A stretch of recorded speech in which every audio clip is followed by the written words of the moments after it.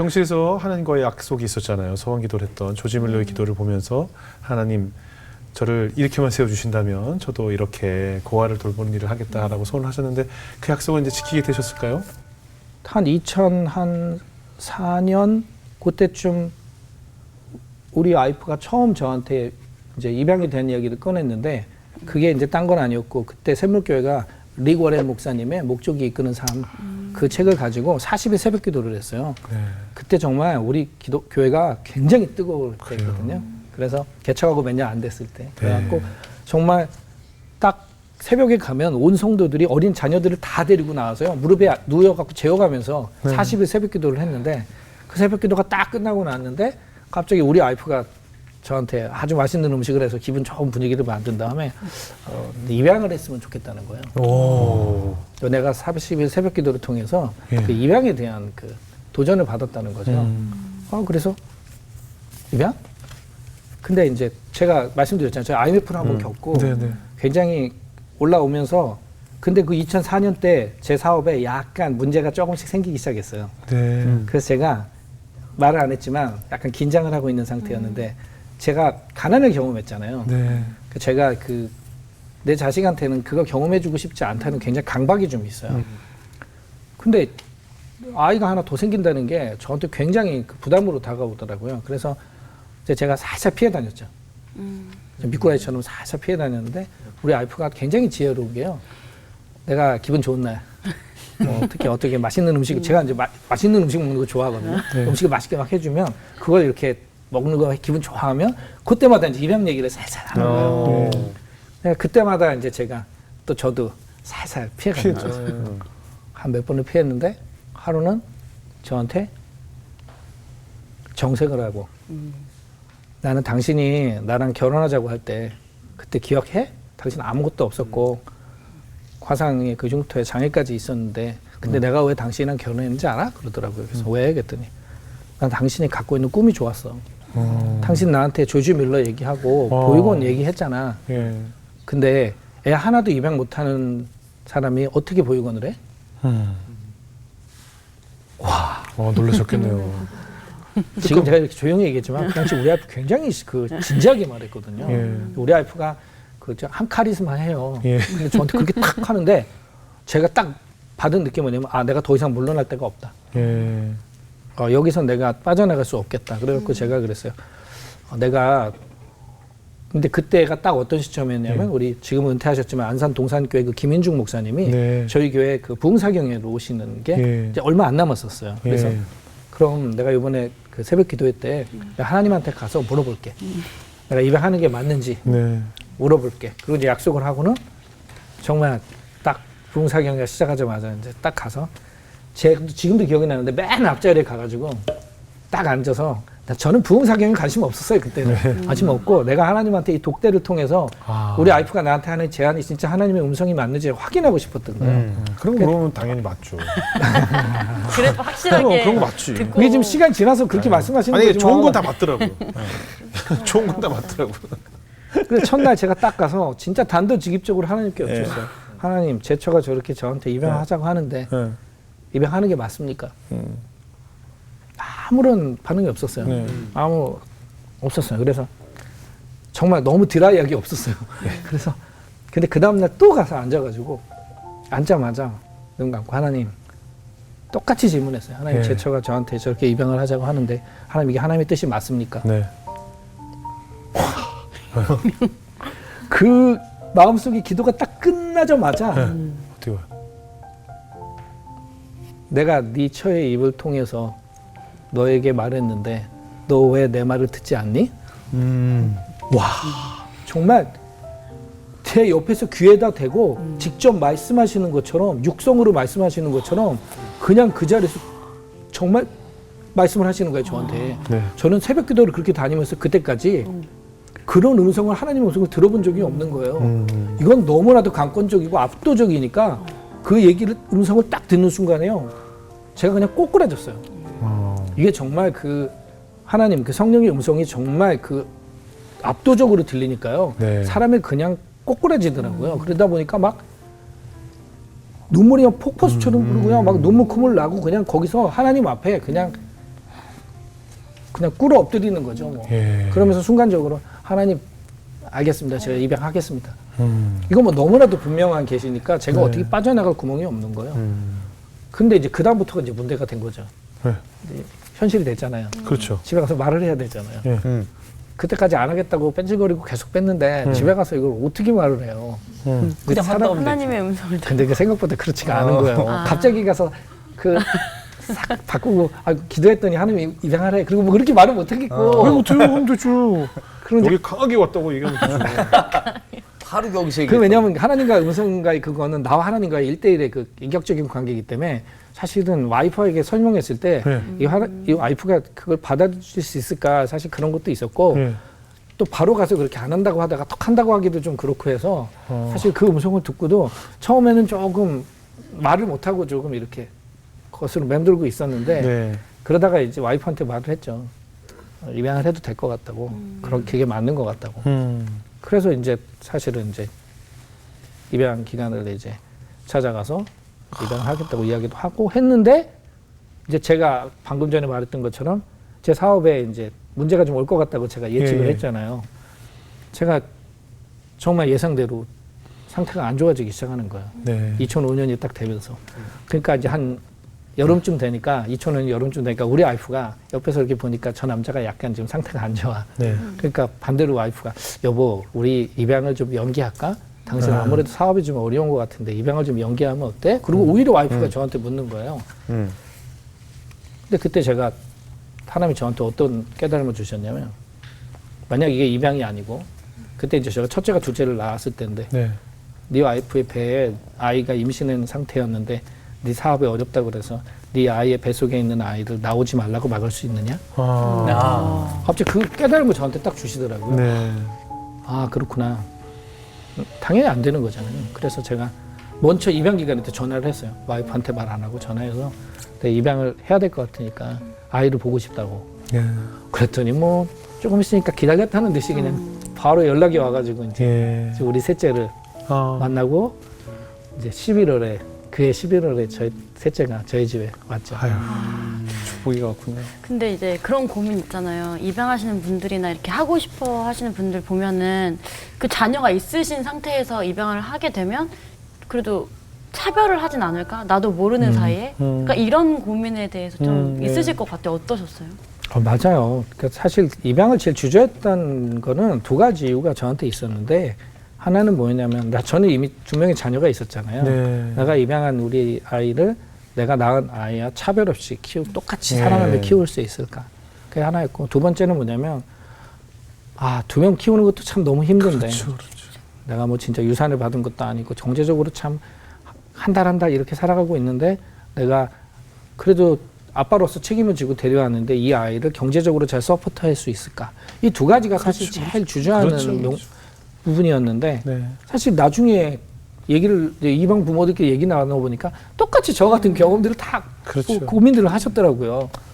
그러니까 사실은 뭐 안 했다고 할 수 없죠. 그게 사실은 굉장히 큰 고민이 됐었는데 그것도 하나님이 이제 사실은 내 생각이 잘못됐다는 걸 이제 아이를 키우는 과정 속에서 그렇죠. 이제 깨닫게 해주신 게 우리 주영훈님은 자녀를 키우시잖아요. 네네.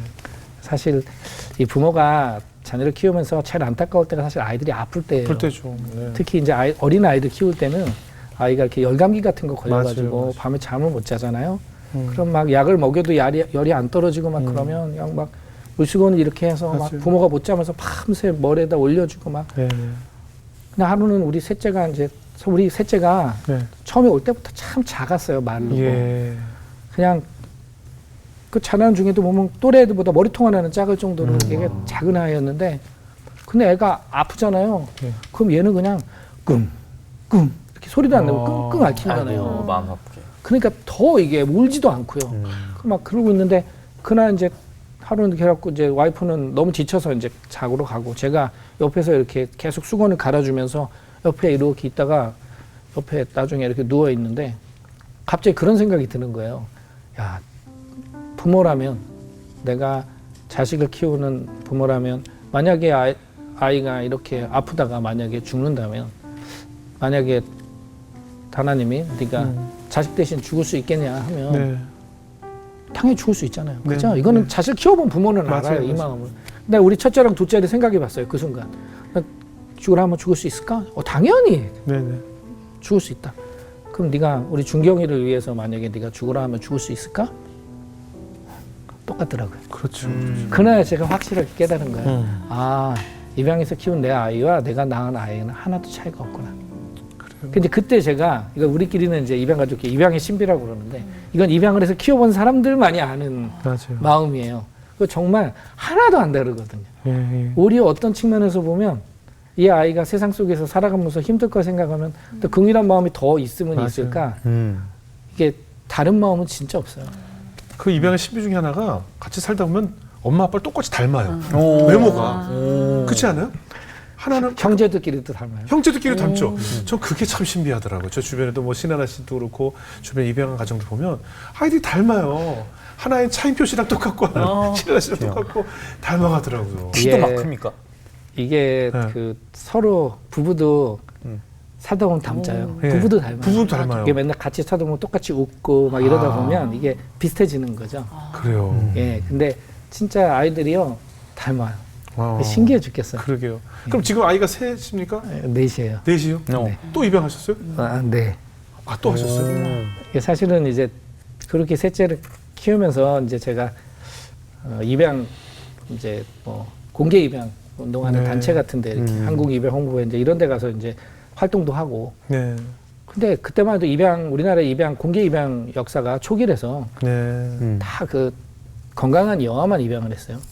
아, 그래요? 지금 이제 제가 입양한 지 20년 됐잖아요. 예. 세 번째.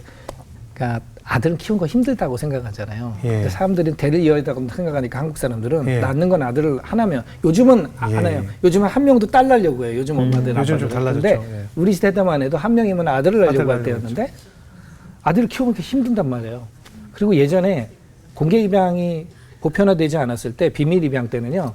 양자를 뒀다가 비밀 입양하다 터져가지고 집안이 풍비박산 나는 경우들이 많았어요. 예, 예. 그게 뒤늦게 비밀 입양이 밝혀지면서 아이가 막 삐뚤어지고 막 이러면서 예, 예. 그러니까 그런 것들을 봤던 분들은 남자아이 잘 입양 안 하려고 하는 거예요. 네. 그러니까 남아 입양을 기피하는 그런 문화여서 네. 그래서 사실 이 부분을 좀 얘기해야 되는데 예. 제 샘물교회가 2007년에 아프간 네, 큰 피랍에 순교의 역사가 있잖아요. 사건이 있었죠. 그때 이제 참 어려운 시기를 넘어가고 그 당시 이제 샘물교회가 이렇게 입양주의를 지키기 시작했거든요. 1년에 한 번씩. 입양 주일이요? 네. 근데 입양주의를 지키고 나면 두 가정, 세 가정 입양을 막 하는 거예요. 그래서 분립개척을 하기 전에는 한 30가정이 입양, 한 3,500명 되는 교회에 30명이 넘는 아이가 입양이 됐으니까 이 비율이 엄청난 거잖아요. 그렇죠. 예.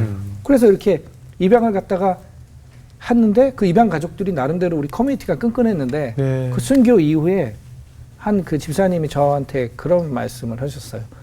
우리가 다 같이 적색 순교의 삶을 살 수는 없지만 이 땅에서 우리가 백색 순교의 삶을 살아야 되지 않겠냐. 그게 먼저 가신 분 그리고 한국 사회가 그 당시에 어쨌든 우리 교회에게 많은 도움을 주셨으니까 네. 우리도 이 한국 사회를 위해서 뭔가 도움되는 일을 해봐야 되지 않겠냐. 그래서 생각했던 게 이제 그 당시에 경북 김천에 있는 임마누엘 영유학원이라고 예. 그 당시 한 120명 정도의 원생이 거기 살고 있었어요. 예.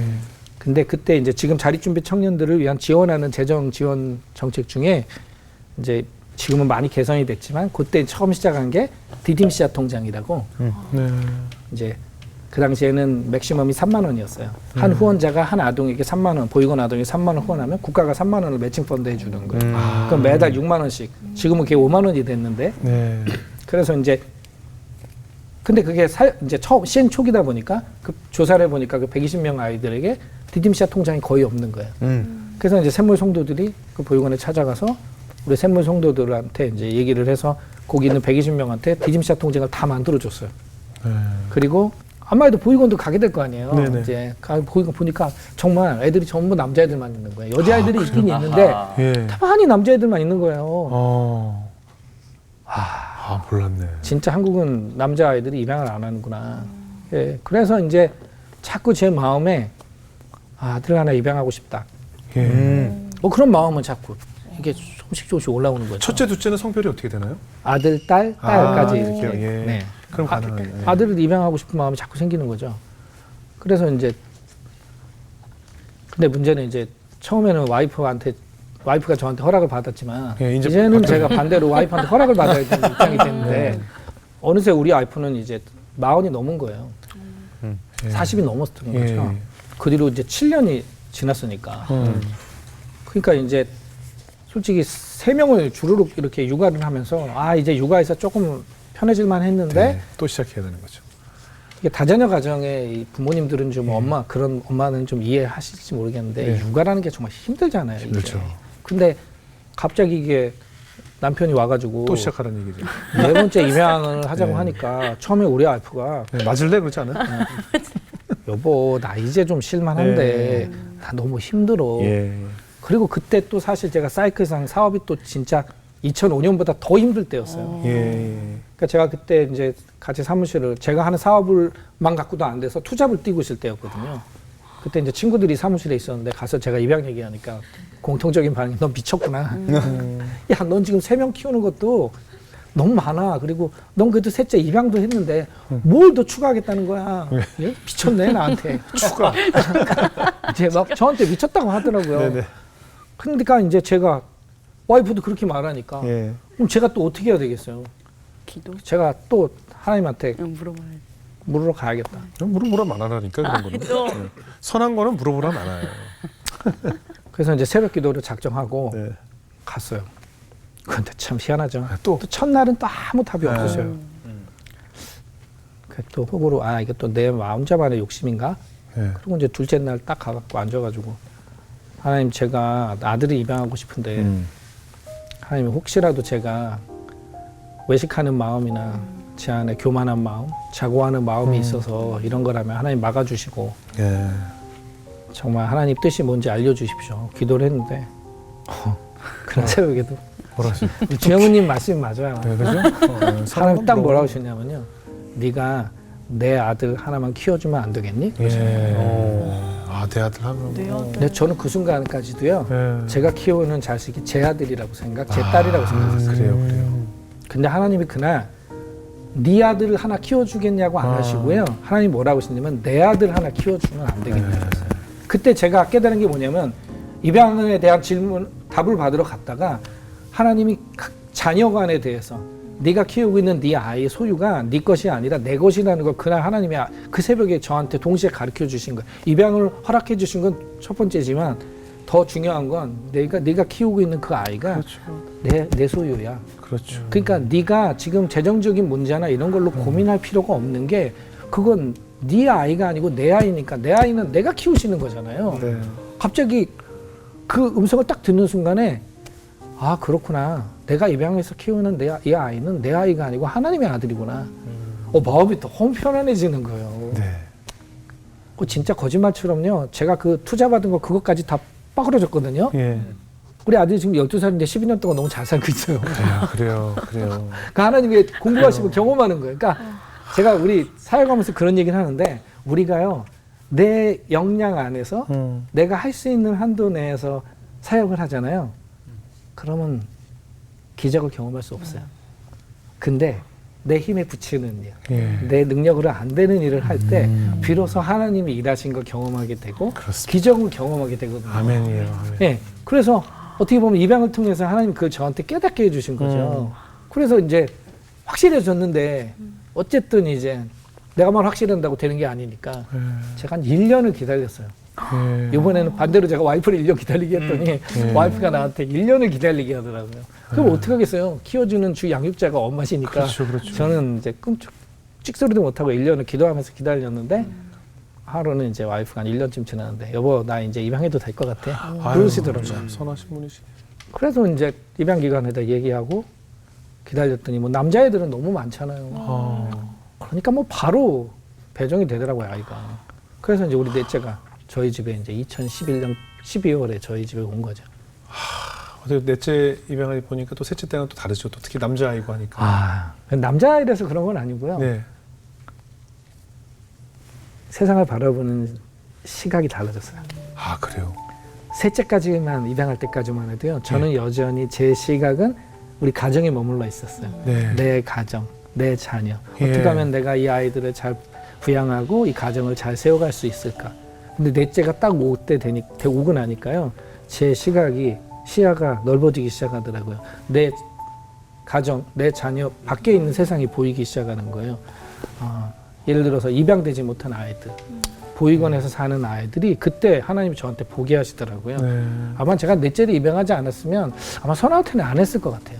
아. 근데 첫 번째 이제 순종을 통해서 하나님이 또 한 발 나가게 하시고 두 번째 이제 순종을 통해서 하나님이 이제 어떻게 보면 하루아침에 뭔가 이렇게 뚝 떨어지는 건 없는 것 같고요. 네. 그런 이제 순종의 단계를 통해서 이제 하나님이 예전에 보지 못했던 걸 보게 하신 거죠. 그래서 그때부터는 이제 뭐 한국 입양 홍보에 활동도 되게 열심히 했고, 그래서 이제 어떻게 보면 이제 우리 예전에 요보 아동이라고 그랬는데 요즘 보호 대상 아동이라고 하거든요. 예, 예. 이제 부모에게 이제 분리된 아이들. 근데 그 아이들에 대한 이제 관심과 이제 이런 운동들을 열심히 하게 된 거죠.